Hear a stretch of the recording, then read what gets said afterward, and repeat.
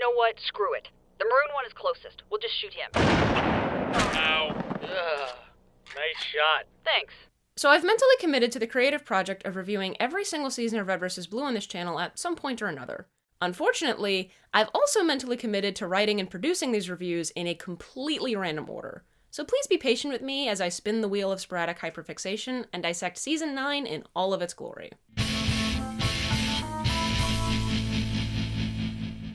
Of all the story arcs to grace Red vs. Blue during its 20-plus year run, no collection of seasons is more beloved than the Project Freelancer saga.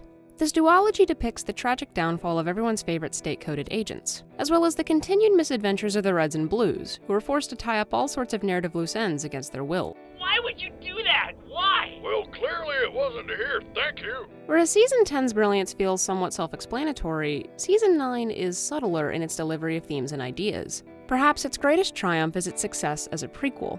Half of this season takes place within fully animated flashbacks. Each scene is deliberate and purposeful, which is a storytelling concept that later seasons fail to grasp. My name is Spencer Porkinson, and I live to serve.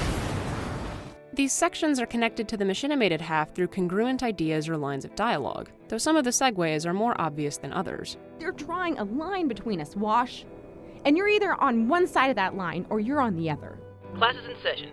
Students line up over here. Teacher on this side. There is an inextricable element of fan service present here, but it's not the sole reason why these scenes exist. Project Freelancer's history has been alluded to throughout the series, but the details could never easily be presupposed. Character relationships were merely hinted at, and the general timeline of events was fuzzy at best. My personal gauge for a prequel's quality is the previously unseen context it provides for viewers, and Season 9 more than delivers. Who are your friends? Just some people we met at the party. They seem nice. The first freelancers we're reintroduced to are the twins. North and South debuted in the canon miniseries Recovery 1. Well, technically we only met North's armored corpse, but the very idea of him still managed to haunt South and her characterization throughout Season 6 before Wash put a bullet through her skull. You guys are some cold motherfuckers. Their dynamic throughout this infiltration is so well considered. South takes several unnecessary and ultimately costly risks, while North, the ever-protective older brother, watches from afar through his sniper rifle. The camera follows their bombastic escape without a single cut. This display of skill and talent is a testament to the late great Monty and his grasp of animation as a storytelling medium. In the Season 9 DVD commentary, series creator and lead writer Bernie Burns praised Monty's attention to character detail within any given action sequence. They wanted North and South to have their own unique combat language, not unlike the twin speak infants develop whilst in the cradle together, and this idea is shown to us through their effortless swapping of weapons and positions throughout the fight. The twins soon find themselves surrounded by enemies, but then, a new pivotal player enters the fold. Son of a bitch. What's going on? It's her. What? What's she doing here? This dialogue, when coupled with the fighter's black armor and combat prowess, is a clever bait-and-switch by Bernie. We expect this third freelancer to be none other than Agent Texas. Instead, we're formally introduced to Agent Carolina, a character who at this point had only been mentioned once before in a seemingly insignificant comment from Season 5. By the time York and I got there, York, your old freelancer buddy? Was Carolina with him? she was already dead. The three agents escape relatively unscathed, and as soon as everyone's patched up, the director adjusts the leaderboard accordingly. I thought you said the mission was a success, sir. One of the mission objectives was stealth. Dismissed. Though the freelancers spend the bulk of Seasons 9 and 10 fighting the quote-unquote insurrectionists, the true antagonist of this story arc is none other than Dr. Leonard Church. The director is an incredibly important character. He's influenced the events of every single season thus far, and his impact continues to linger over subsequent narrative arcs. His face is always just barely out of frame. This intentional camera choice contributes to the general sense of unease he evokes within viewers, and the eventual payoff is both underwhelming and ingenious. But that's a video for another day. A face reveal that is pertinent to Season 9 is CT's. Agent Connecticut's true identity prompts more questions than answers. Connie is quite different from the CT we met in the desert during Season 7. Do you have a name? You can call me CT. Call me CT. The main question Connie prompts applies to the project and its morality. She doesn't see the leaderboard as a reward for individual success. She views it as a source of conflict and division for the agents, and the director's unclear motivations shouldn't be written off. The director? He's given us everything. He's helping us. We lovingly refer to the Reds and Blues as terrible soldiers and hapless heroes, but the Freelancers are a collection of military rejects in their own right. In the Ultimate Fan Guide, there's an interview between the counselor and David back when he was still a corporal. Before he became Agent Washington, David had a sordid past with a tendency for extreme violence, and both of these factors contributed to him falling out of favor with the UNSC. Herein lies yet another insidious aspect of Project Freelancer. The director chose agents who were either out of options or looking for a second chance. Their loyalty to him stems from an immense sense of gratitude, one that blinds them to his often deplorable actions. I can't believe this. Don't forget to check your place on that list, Wash. Keeping with Red vs. Blue tradition, Agent Tex makes her triumphant return in Episode 10. It's a 3 vs. 1 training match, but York, Maine, and Wyoming are clearly the outnumbered party. Point awarded to Texas. Our future white-armored foes start using live ammo on the floor, and yet another event that's previously been alluded to transpires on screen. You know, technically, you're the reason I have one bad eye. No. Technically, I'm the reason you still have one good eye. An undisclosed period of time passes before the director assigns a new field mission to his agents. Using the data North and South obtained from the oil platform, the Freelancers are tasked with stealing a sarcophagus and its accompanying security code from the insurrectionists. What does security look like? They have enough troops to fill a 110-story building. So, that's a lot of security. The audience almost exclusively follows Team A throughout this heist, and one member picks up a piece of equipment that wasn't part of the objective.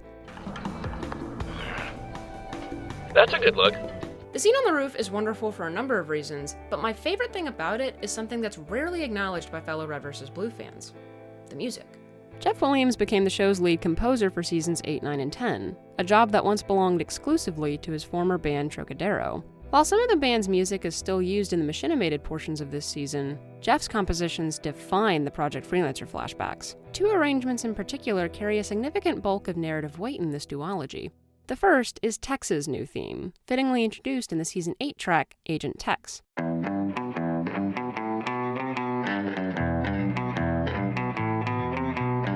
The second is Agent Carolina's theme, a motif that makes its first appearance in the episode number 1 through Casey Lee Williams' amazing vocals.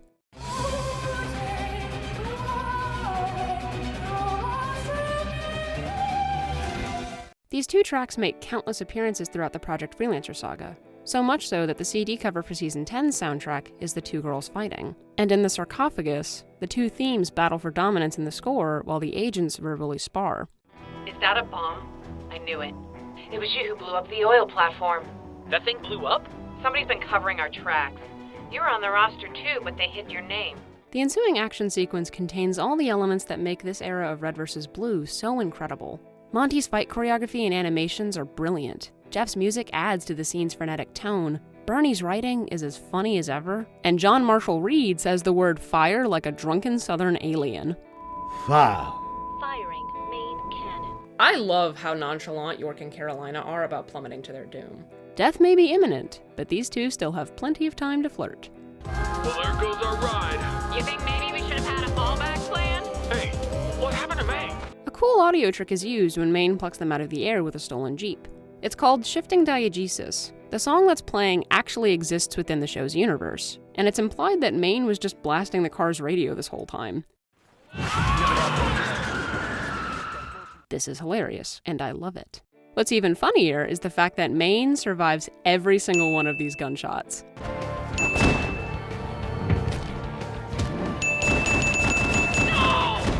The chase sequence in Spiral was the longest uncut fight Monty had ever animated up until that point.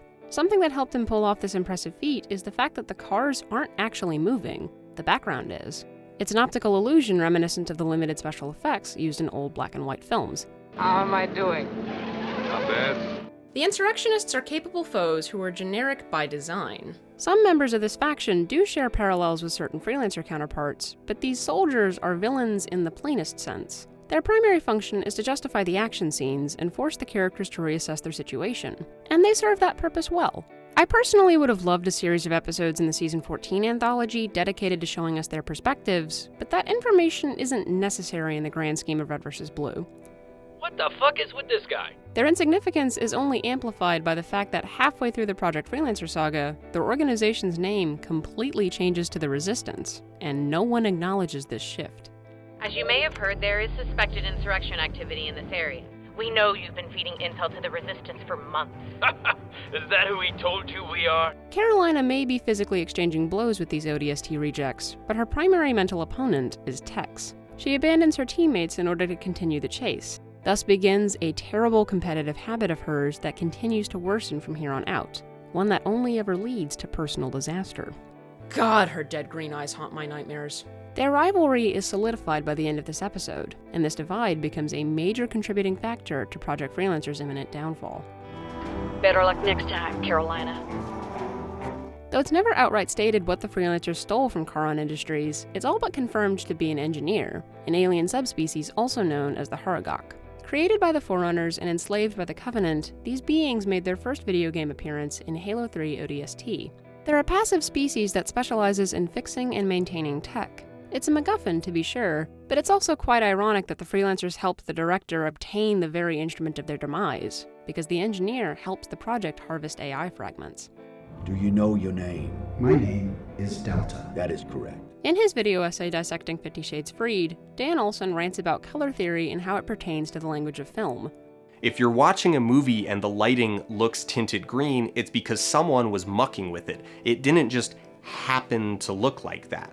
Green is a common color in nature, but light rarely ever emits this hue. As a result, our brains understand this phenomenon to be unsettling and unnerving. Couple this with the steady string beats of Jeff Williams' score, and Delta's birth becomes a legitimately creepy scene.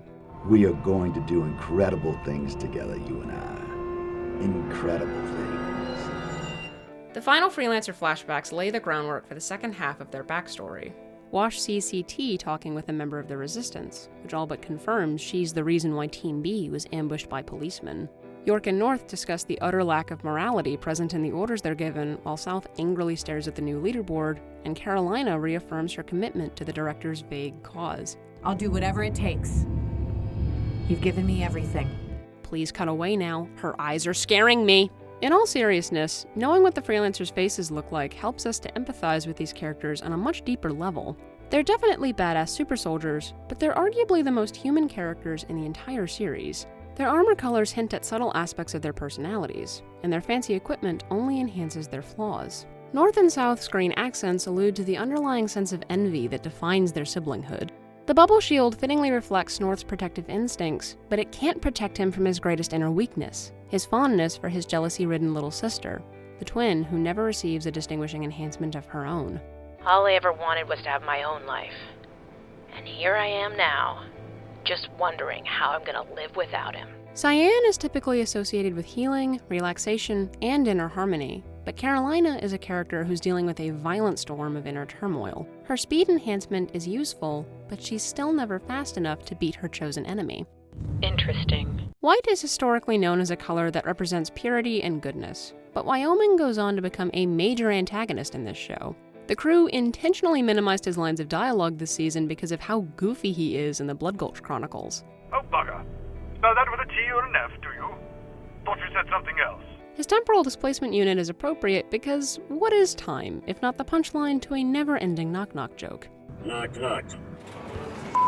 York's tan armor reflects his warm personality, and his silver highlights help connect him with the girl he loves, the girl who eventually rejects that very commonality. His healing unit fails him when it really matters, which feels like a literal representation of Carolina's refusal to accept York's help.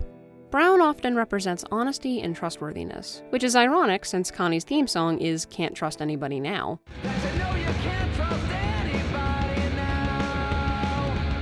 Her holographic projections are, paradoxically, a physical manifestation of her nature as a double agent. The orange paint on Maine's wrist and thigh plates foreshadows his impending assimilation with the AI Sigma.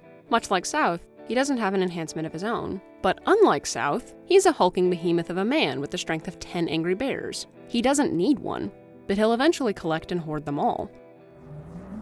Meta, no! Don't! Damn it! Gray is synonymous with moral ambiguity. Wash is certainly not a neutral character, but he does work with the meta for the bulk of Revelation, so his slate isn't particularly clean. His yellow accents reflect his true naive nature. The other Freelancers like to mock him and deride his inferior skill set, but he's consistently ranked on the leaderboard, and he's also one of the project's only survivors, so their assessment of him was obviously far from accurate. To quote Isaac Asimov's Guide to Shakespeare, the great secret of the successful fool is that he is no fool at all. That was interesting. Additionally, his portable EMP foreshadows the method of destruction he uses on Project Freelancer. Activating AMP. Amp? You have got to be fucking trying. I want to pause here and acknowledge the fact that I might be overanalyzing the show here. I got a couple of angry comments on my last RVB video essay claiming that I read too much into the smaller details. You know the type. Sometimes a red door is just a red door. Yeah, maybe. But where's the fun in that? A well-structured analysis is an argument at its core, but the goal isn't to be correct. The goal is to simply further the greater narrative discussion. This review is structured around my opinions, but those opinions aren't set in stone. A true fan of anything is open to multiple interpretations of the text they love. You aren't obligated to be persuaded by these readings, but listening to them can become a fun and enriching activity. I say all of this as a disclaimer because some of you may find the next section of this video to be extremely pretentious. Darling, you've been warned. A common criticism I've seen levied at Season 9 is that it spends too much time retreading the Blood Gulch Chronicles, to which I say, yeah, that's the point. When juxtaposed with the animated segments, the machinimated half of this film seems underwhelming in the superficial sense. There are no cool fight scenes. The music is calm and sparsely used. The story beats are funny, if not vaguely familiar. But these elements all contribute to the smarter portion of this narrative. What do you think, Simmons? Hard to say, sir. He was talking nonsense, but he sounded so sure of himself. Season 9 went into pre-production shortly after the release of Halo Reach, which is a happy coincidence that strengthens the central themes and ideas presented here. Reach is a well-crafted prequel to the main trilogy of games. It introduced several new elements while simultaneously bringing the franchise back to its roots. The main tagline for its advertisement campaign was simply, "Remember Reach," so it's only fitting that the machinimated portions of this season were made within its theater mode. Epsilon's adventure is solely contained within a dying memory unit. Hi, my name is Leonard Church. Epsilon is the third iteration of the man who answers to this name. At Project Freelancer, everything revolved around the director, and in Blood Gulch, everything revolved around the Alpha. So within the modified AI capture unit, Epsilon is the central figure of this simulated universe. He can never truly escape the shadows of his predecessors, though. These aren't his memories. This isn't his story, but it's what he's inherited from them. So he's burdened with the responsibility of making their cobbled-together past coherent and sensible. My job is to solve this problem or pass it along. That's it. Most of his memories from Project Freelancer are deeply repressed, and his recollection of the Blood Gulch Chronicles was heavily influenced by Caboose. So things in this world are a little off, to say the least. No offense meant. None taken. I'm doing my second coat of floor wax. I've heard just about all I want out of this guy. This isn't the way things are supposed to be. They got all confused somehow. This is a funny extended gag, but there's an interesting element of truth to these scenes.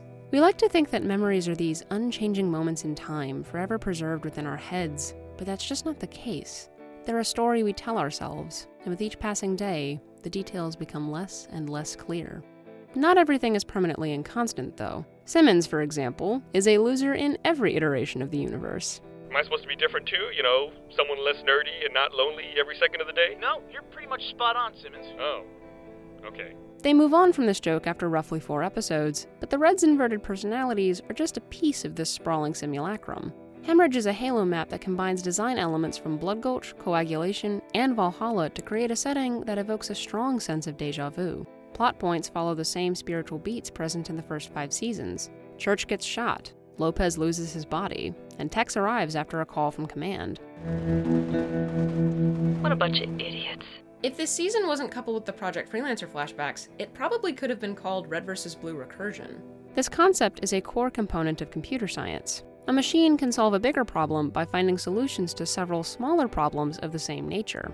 Alpha, Epsilon, and the director were all plagued by the same question: how to cope with the memory of their lost love. They've each wasted a lifetime chasing variations of her across the universe, and Epsilon wants to put an end to this vicious cycle. I just know I'm supposed to meet this girl and I'm supposed to fall in love. Can I just say, this might be the creepiest stalker scenario I've ever heard. His time might be limited, though, because he interprets the world's many earthquakes as a sign that the memory unit is slowly shutting down. The Reds, on the other hand, think these tremors are merely the jumping-off point for yet another silly side quest, because Lord knows these guys are never relevant to the main story. Let's get to work, men. We've got a planet to fight. Let me save. Tex is a fundamentally tragic character. She's a total badass, but she's only defined by her failures. She can't save York. The Meta wins their fight, and her plan to end the war literally blows up in her face. The men in her life have reduced her to a mere shadow of a person, an empty idea encased within a robotic suit of black armor. She died in her real life, and that's all the director ever remembered of her. With Oblivion knocking on their doorstep, Epsilon and his version of Tex stand atop Blue Base to have one last conversation. I had other things in my mind, I guess. The cliché conclusion for Church to draw here would be to say I love you, but those aren't his parting words for Allison. I forget you. I'm letting you go. Memories are tethers to our identities, but they can also be anchors, capable of dragging us down to our lowest points. The longer we dwell on an idea, the less and less we understand it.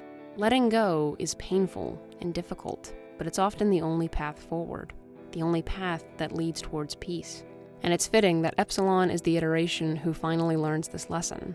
He entered this world as a mere collection of other people's memories, but now that Tex is in his rearview mirror, he can begin the process of differentiating himself from his predecessors. And he'll have plenty of time to do so, because the memory unit isn't shutting down. It's been rescued by the real Reds and Blues. Is Caboose God? Sure would explain the fuck out of the platypus. This rescue mission was led by none other than Agent Carolina, freshly back from the dead and eager to hunt down the man responsible for everyone's collective pain and trauma. You're gonna help me kill the director. Season 9 is spectacular. It's an integral piece of Red vs. Blue's overarching narrative, and the themes and concepts it explores help to enrich the entire series as a whole. It's not the show's best season, but it's easily one of my favorites, and it's always worthy of praise and celebration. Like Delta always said, memory is the key. So don't forget to like, comment, and subscribe. You are the biggest fucking nerd. This video is brought to you by my patrons. If you'd like to support me and the channel, please consider pledging. I would deeply appreciate it.